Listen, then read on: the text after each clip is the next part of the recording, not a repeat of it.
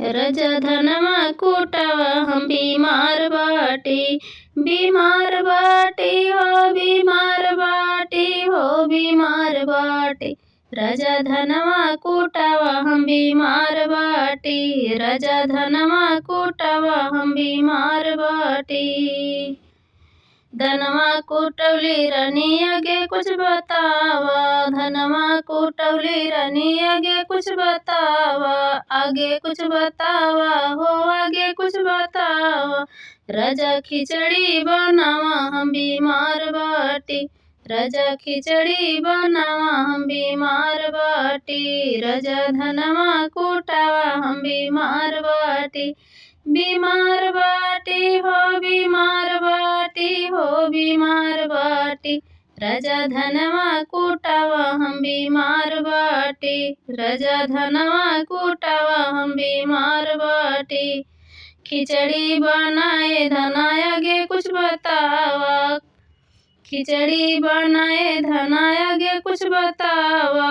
आगे कुछ बतावा हो आगे कुछ बतावा।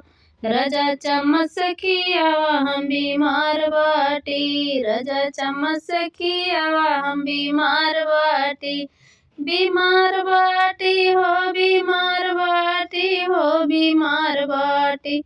राजा धनमा कुटावा हम बीमार बाटी। राजा धनमा कुटावा हम बीमार बाटी।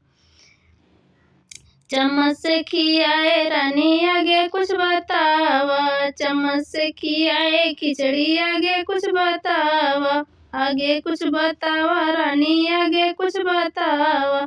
राजा बिस्तर लगावा हम बीमार बाटी। राजा बिस्तर लगावा हम बीमार बाटी।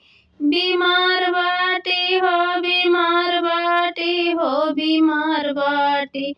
राजा धनमा कुटावा हम बीमार बाटी। राजा धनमा कुटावा हम बीमार बाटी। बिस्तर लगाए रानी आगे कुछ बतावा। बिस्तर लगाए रानी आगे कुछ बतावा। आगे कुछ बतावा हो आगे कुछ बतावा। राजा गोड़वा दबावा हम बीमार बाटी। राजा गोड़वा दबावा हम बीमार बाटी। बीमार बाटी हो बीमार बाटी हो बीमार बाटी। राजा गोड़वा दबावा हम बीमार बाटी। राजा गोड़वा दबावा हम बीमार बाटी। बीमार बाटी हो बीमार बाटी हो बीमार बाटी।